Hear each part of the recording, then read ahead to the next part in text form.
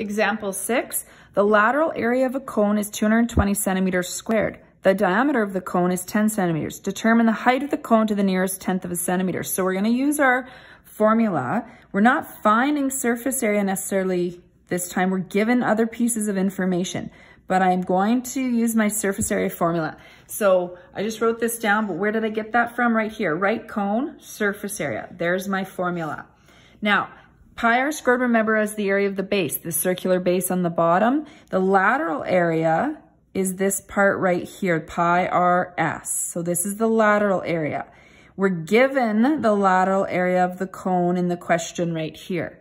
So that would mean that the lateral area, 220, is equal to pi r s, just that part of the formula. So what else can we figure out? Well, if we're given the diameter, if the diameter is 10 centimeters, the radius is going to be half of that. So if we cut that in half, that's 5 centimeters. So that means pi is a number, I know that. I know my radius. So if I plug in what I know, pi times 5, I can now find the slant height. So I need to divide off pi times 5, or 5 pi, like so. Now, in your calculator, when you're dividing by two numbers here. It's very important to remember that 220 divided by 5 pi, you have to open brackets and then go 5, again, pi button. So for me, I have to go shift over here to find it, close the brackets. This has to be in brackets. So you don't have to write the brackets in the work here, but I'm going to, just as a reminder, in your notes. So in your notes, maybe you want to do that. So I'm going to put that in my calculator and I get 14.0056. Now I know it's tempting to round that off, but you can't round early in this. So I'm going to write all of those decimals out. So, because that part canceled. So my slant height is 14.00563499 centimeters. Okay, so now I need to picture what this looks like on a cone. So I'm going to attempt to draw a cone. So that's my 10 centimeters. This is my height.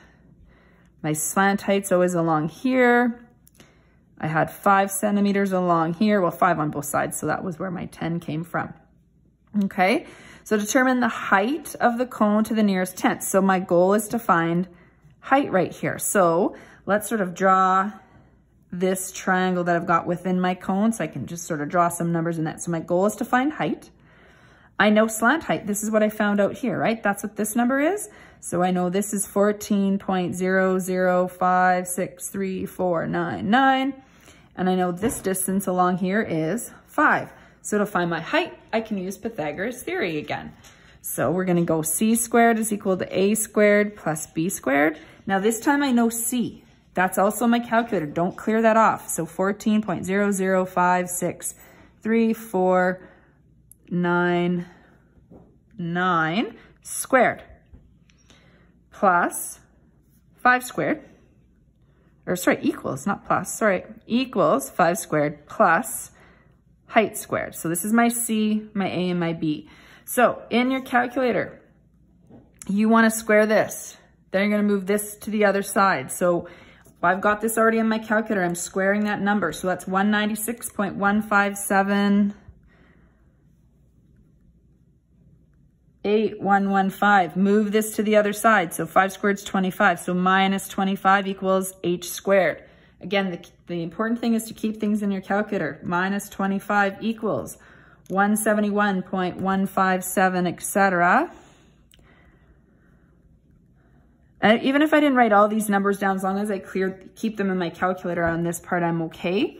I want to square root both sides so that h equals, so I'm going to square root my answer there. I don't want to hit clear. I use the answer button. 13.0827, etc. Dot, dot, dot. And so my answer then to the nearest tenth. Tenth is 1 centimeter, or sorry, 1 decimal. Not 1 centimeter. So 0.08 rounds to 13.1 centimeters.